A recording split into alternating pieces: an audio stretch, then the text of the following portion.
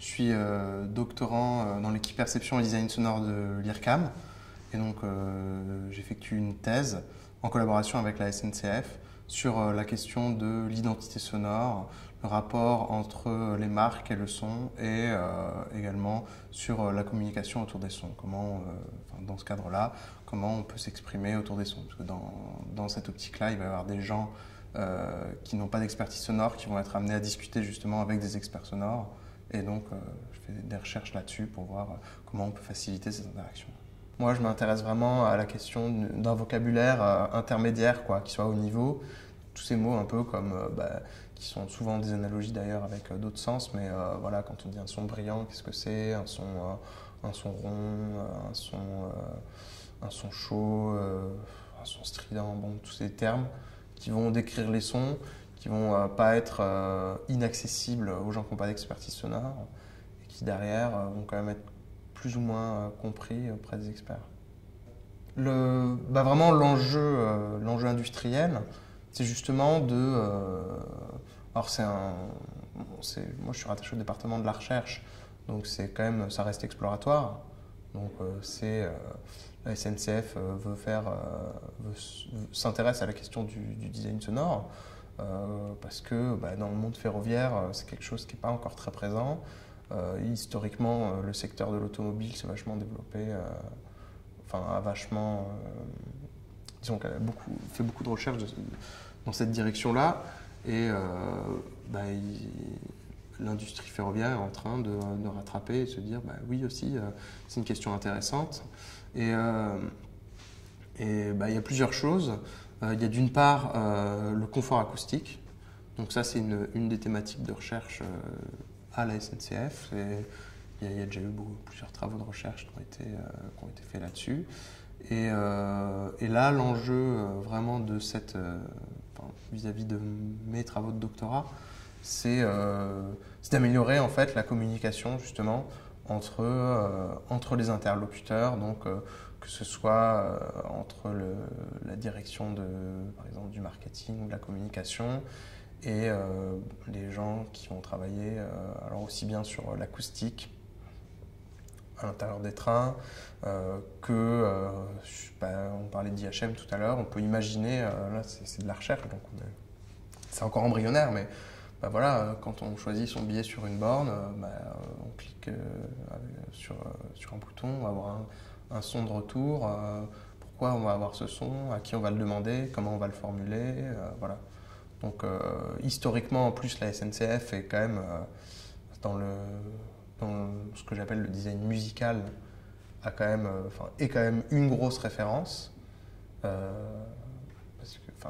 parce que son jingle est diffusé 1 million de fois par jour, hein, mais bon, c'est l'exemple qui est en tout cas en France qui est cité partout, quoi. C'est un peu le cas d'école, donc je pense que c'est intéressant aussi de chercher à travailler plus sur les sons non musicaux, parce que finalement l'application de mes recherches, ça va plutôt être centré sur les sons que je qualifie de non musicaux, donc pas la musique, pas le jingle, mais plutôt même les sonorités de produits, donc à l'intérieur d'un train, l'ambiance sonore, les matériaux, le son d'une tablette, le son d'une porte qui s'ouvre, le son de tout, même dans une gare, il y a plein d'applications. Donc, mais c'est vrai que le développement d'un vocabulaire qui puisse permettre justement de communiquer sur ces sons-là, ça peut permettre de faire avancer les choses. Et puis un deuxième enjeu aussi,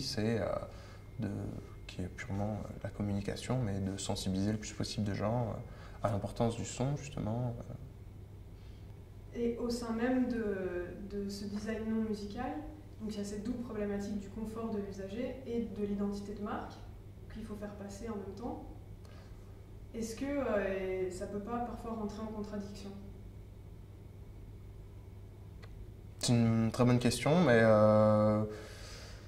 je pense que ce qui passe avant tout, ça reste quand même le confort des passagers. Mais moi, je suis persuadé que c'est lié, quoi. Après, par exemple, pour reprendre les mots que j'avais dit tout à l'heure, là, une marque qui est jeune et dynamique, une marque de voiture qui est jeune et dynamique, On ne va pas chercher forcément à tout prix à ce que, si c'est une marque d'automobile, est-ce que les claquements de portière soient jeunes, dynamiques. Enfin bon, c'est peut-être un peu extravagant de penser ça, mais par contre, il y a tout ce qui est qualité qui s'inscrit aussi dans la démarche, quoi. La qualité sonore, finalement, c'est gage le confort, la qualité sonore, c'est choses qui sont positives pour la marque de toute façon, quoi. L'exemple très courant, c'est dans l'automobile. Il y a des voitures qui possèdent le même moteur, mais qui sont des voitures qui sont placées dans des endroits différents dans la gamme, en fait, qui sont des voitures haut de gamme ou bas de gamme, mais le moteur c'est le même. Donc une voiture haut de gamme, une voiture bas de gamme, faut pas qu'elle fasse le même son, faut pas qu'on ait l'impression que le moteur soit le même que dans la... Donc effectivement, il y a des voitures qui font de la synthèse sonore, quoi, qui enrichissent en harmonique, qui captent le son en fait venant du capot, qui l'enrichissent en harmonique, qui le modifient pour le diffuser à l'intérieur de l'habitacle pour que, parce que de toute façon il y a besoin d'un retour moteur, donc voilà, mais effectivement un petit peu, comme vous dites, tricher. Je sais peut-être pas, le mot est un peu fort, mais effectivement on peut, je sais pas si c'est tromper, mais en tout cas on peut bien un peu enjoliver. Ou faire d'un espace, par exemple, quelque chose qui n'est pas. Le transformer. Quelque chose qui n'est pas, je sais pas, parce que finalement, tant mieux, quoi, si le son il est mieux perçu dans l'habitacle.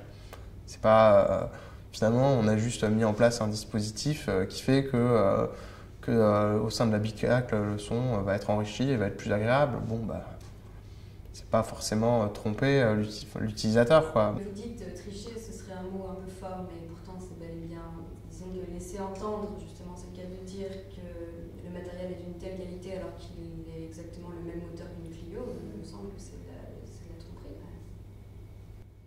Et en vous écoutant depuis tout à l'heure, je suis en train de me dire que du coup les sons par exemple de l'espace public et de la gare et du monde ferroviaire vont changer, donc je me demande comment en fait. Et comment est-ce que sonnera la gare demain et le train demain aussi. Justement, qu'est-ce qui, pour vous, devrait changer de toute évidence dès maintenant? Il y a plusieurs... il faut avoir une certaine démarche scientifique, il faut identifier ce qui est mal perçu et le modifier de manière à ce que ce soit mieux perçu. Par exemple, le son du compostage, moi je le trouve pas très agréable. Bon, c'est personnel, mais je le trouve pas très agréable. Quand on met le billet, ça fait... C'est un petit peu anxiogène, je trouve.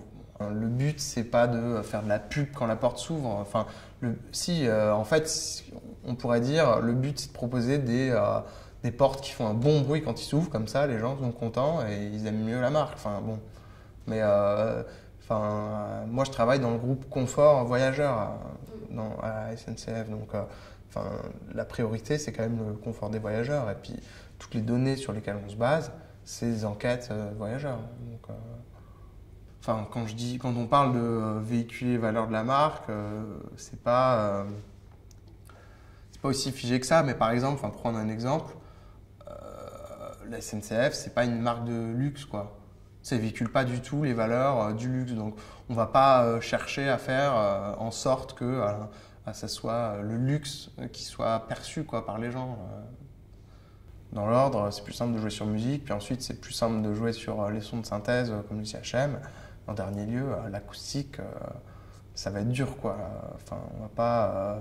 On va pas faire des accoudoirs jeunes et dynamiques, quoi.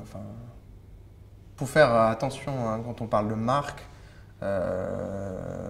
Moi, je travaille sur l'identité de marque et sur des choses comme ça. C'est pas du tout l'essentiel des activités de l'équipe. Quand ils travaillent avec...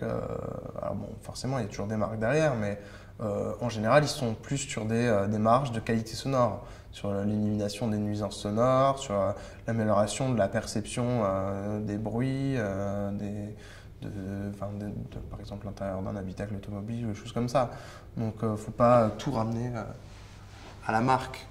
Il y a quelques projets où justement ils sont amenés à interagir avec les gens plutôt responsables marketing, communication, qui leur demandent là, alors c'est rare, mais qui demandent justement de travailler sur l'identité de la marque, sur l'identité sonore en fait.